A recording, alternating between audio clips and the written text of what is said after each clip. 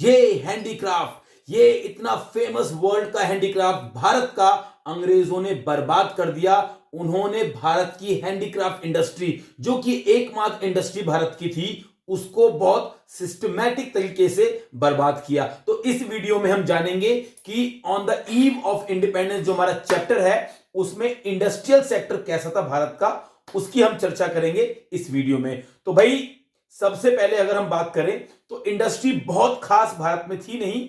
Handicraft industry Bharat में बहुत famous थी। उस एक हैंडीक्राफ्ट इंडस्ट्री को अंग्रेजों ने बहुत सोच समझकर सिस्टमैटिकली बर्बाद किया।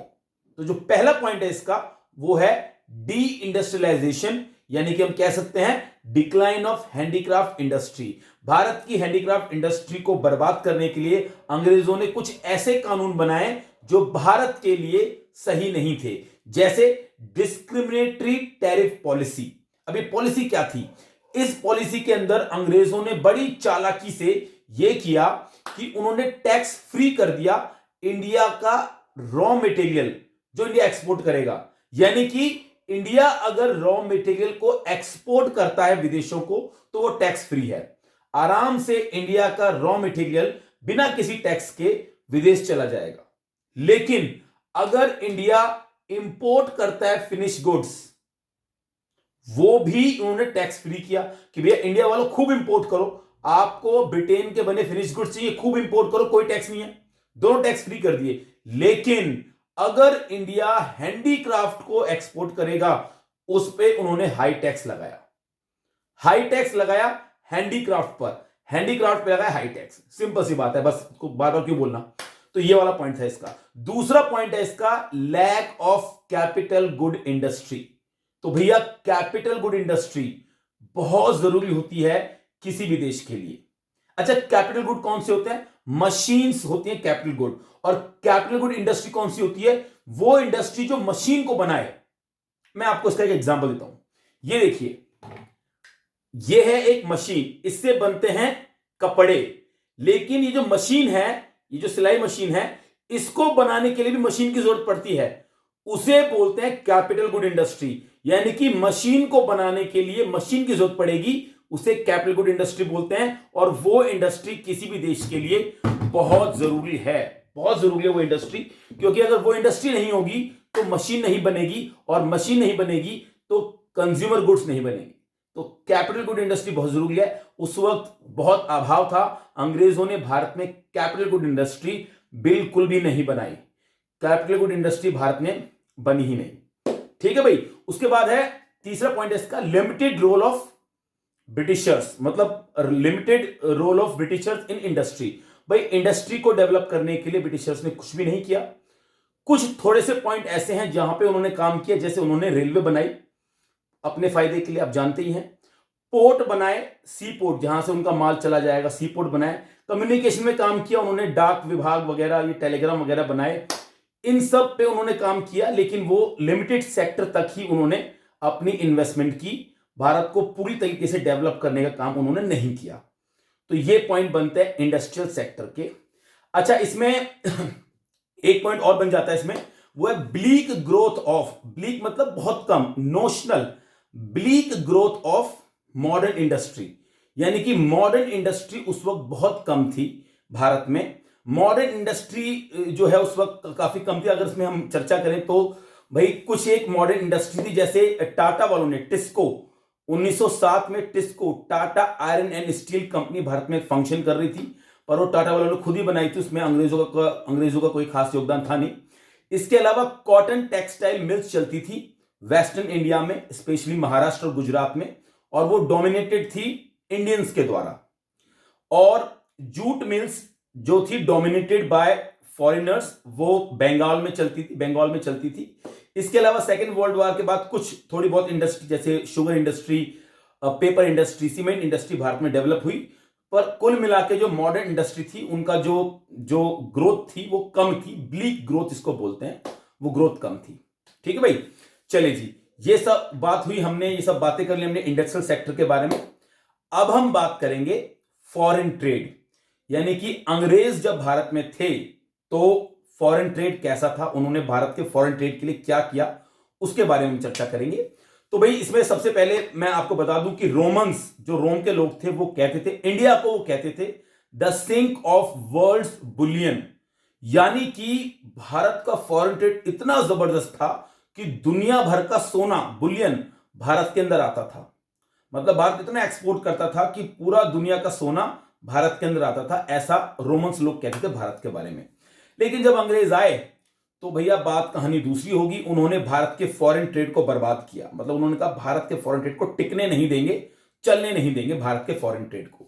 तो भाई उन्होंने क्या किया, तो इस पॉइंट के अंदर 3 पॉइंट बनते हैं। तो पहला पॉइंट बनता है कि exporter of primary good and importer of finish goods.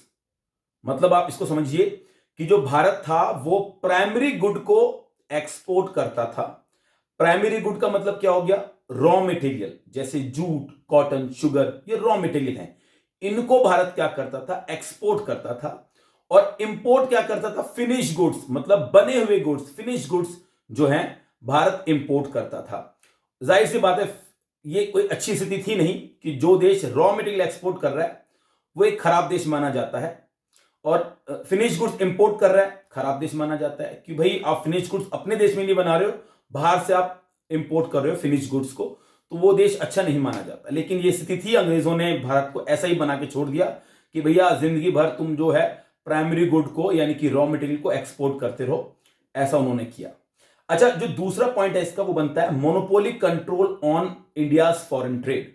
मतलब मोनोपोली कंट्रोल का मतलब ये हो गया कि अंग्रेजों का पूरी तरीके से कंट्रोल था भारत के ट्रेड के ऊपर। तो उन्होंने रिस्ट्रिक्शन लगा रखी थी कि भैया इंडिया मोर देन हाफ, जितना भी इंडिया का टोटल फॉरेन ट्रेड है उसका हाफ से ज्यादा उनको ब्रिटेन को एक्सपोर्ट करना पड़ेगा माल, ब्रिटेन को एक्सपोर्ट करना पड़ेगा। मतलब हम अगर चाहें भी तो ऑस्ट्रेलिया को, अमेरिका को, यूरोप की किसी और कंट्री को एक्सपोर्ट नहीं कर सकते, जबकि वो हमें ज्यादा पैसे देंगे, वो हमें ज्यादा पैसे देंगे, लेकिन फिर भी हम उन्हें एक्सपोर्ट नहीं कर सकते। क्यों?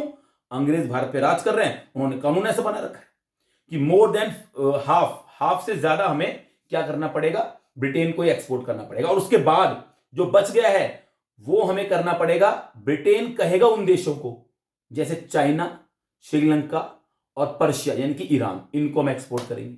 ये कोई बात है? पर भैया क्या करें, हम अंग्रेजों के गुलाम थे, उनका हम पे राज था, तो उन्होंने ये बेकार एकदम खराब खराब से कानून बना रखे थे।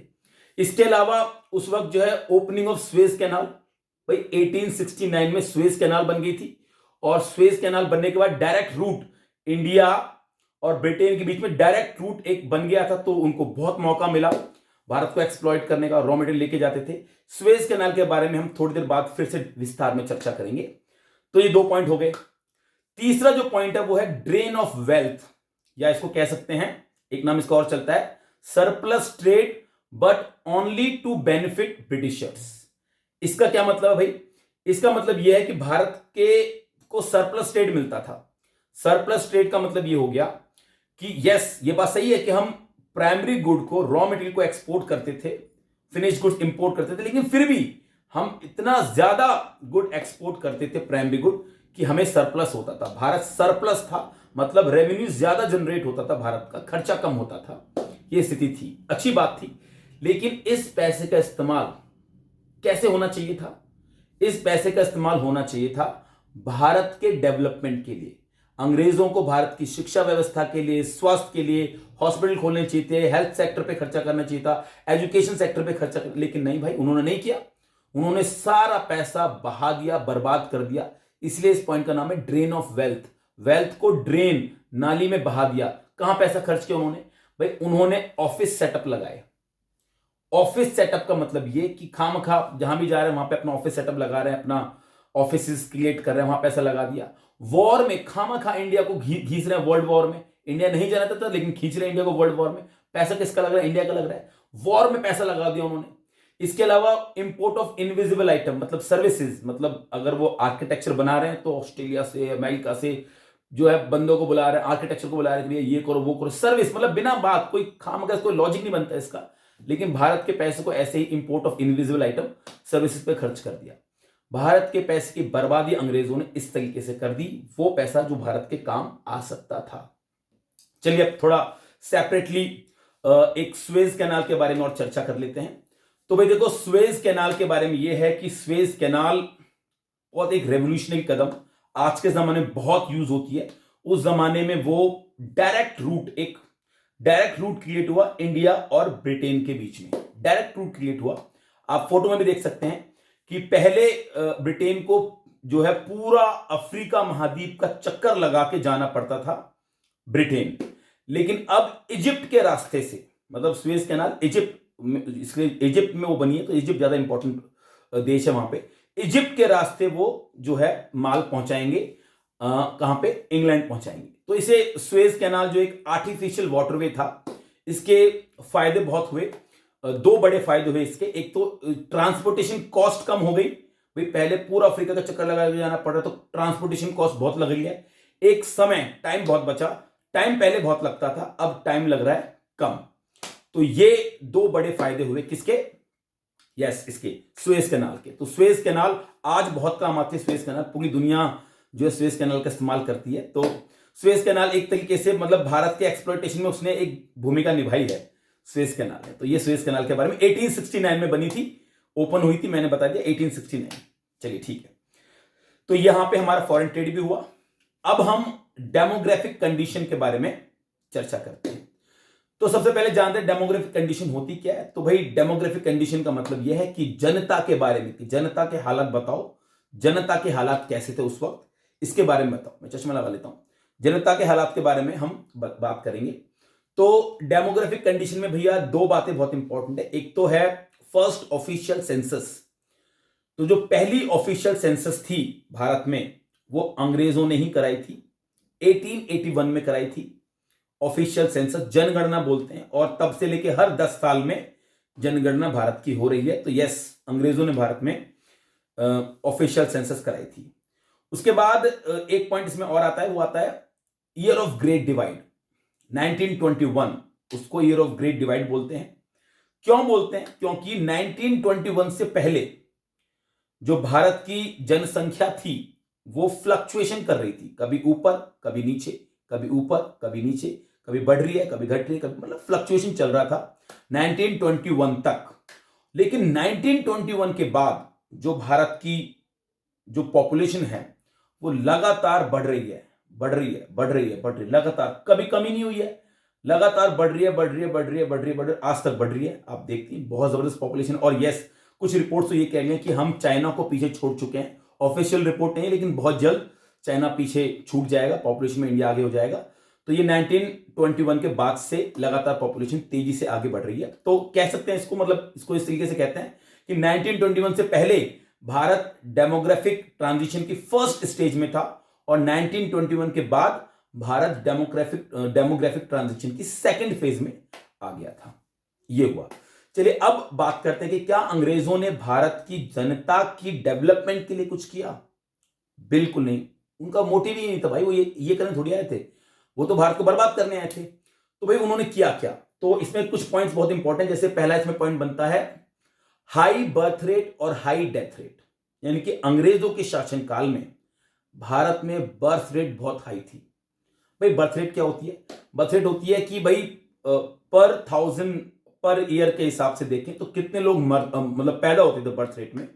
तो बर्थ रेट जो थी हमारी वो थी 48, ठीक है। डेथ रेट भी बहुत हाई थी, कितने लोग मर रहे हैं पर 1000 पर ईयर के हिसाब से, तो वो थी 40, वो भी बहुत ज्यादा थी। तो ये बहुत ज्यादा थी, यानी कि अंग्रेजों ने भारत की डेथ रेट और बर्थ रेट को कंट्रोल करने के लिए कुछ भी नहीं किया। ये बहुत ज्यादा हाई था, उनका कोई मकसद ही नहीं था, मरे तो मरे, पैदा हो तो पैदा हो, पॉपुलेशन बढ़े तो बढ़े, सानों की, ऐसा वो लोग सोचते होंगे। चलिए आगे चलते हैं। आगे आता है इन्फेंट मोर्टिलिटी रेट। तो भाई देखो, जो इन्फेंट मोर्टिलिटी रेट है वो भी उस वक्त बहुत ज्यादा थी। अच्छा, इन्फेंट मोर्टिलिटी रेट का जो मतलब होता है वो होता है कि भाई बच्चा जब पैदा हुआ तो 1 साल की उम्र तक आते आते उसकी डेथ हो गई।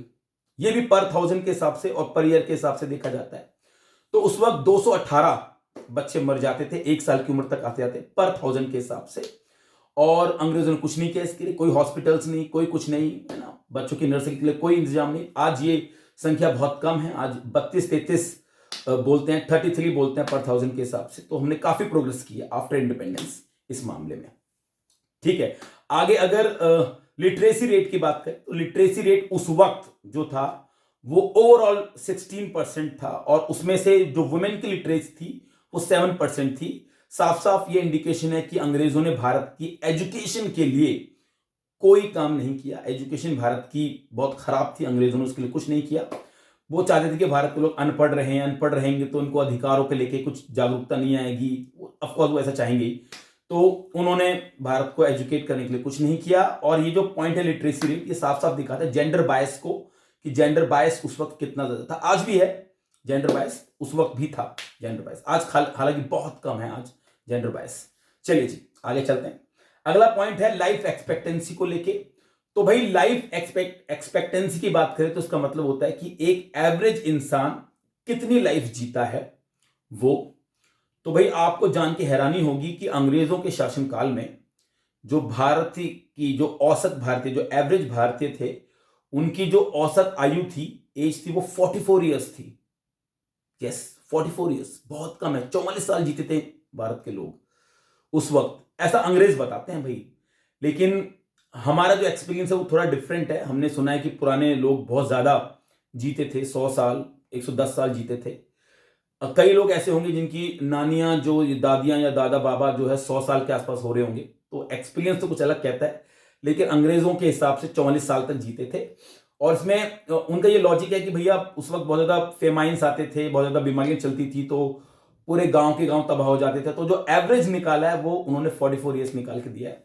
अब जो है वो जो है लाइफ एक्सपेक्टेंसी बढ़ गई है, एक्सपेक्टेंसी बढ़ गई है, अब 69.4 समथिंग हो गई है life expectancy, which is very good due to health facilities available here in India. और सरकार ने बहुत काम किया है, कंपैरेटिवली बहुत काम किया है हेल्थ सेक्टर को लेके। तो ये वाली बात हो गई, ठीक है जी। और इसमें अगर हम बात करें तो वाइड स्प्रेड पोवर्टी बहुत ज्यादा थी अंग्रेजों के समय में, तो उन्होंने भारत की गरीबी को दूर करने के लिए कोई भी काम नहीं किया। और पुअर हेल्थ फैसिलिटीज, लोग बीमार जल्दी होते थे और छोटी छोटी बीमारियों से लोगों की मौत हो जाती थी, तो ये भी एक पॉइंट था वहां पे। तो ये बस यही पॉइंट है हमारे जो डेमोग्राफिक कंडीशंस को शो करते हैं। इसके अलावा अगर आपको ये वीडियो पसंद आई है तो भैया लाइक कर दीजिए, कहने की क्या जरूरत है, शेयर कर दीजिए, सब्सक्राइब कर लीजिए भाई अगर आपको पसंद आया है तो। और अगर आप इस लेक्चर के बारे में कुछ पूछना चाहते हैं तो आप कमेंट बॉक्स में कुछ पूछ सकते हैं, मैं पूरी कोशिश करूंगा उसका जवाब देने की। और बस इस वीडियो में इतना ही, बाकी नेक्स्ट वीडियो में हम इसी चैप्टर के कुछ एक दो टॉपिक्स और रहेंगे, उनकी चर्चा करेंगे। तो जी थैंक यू सो मच, नमस्ते जी, थैंक यू।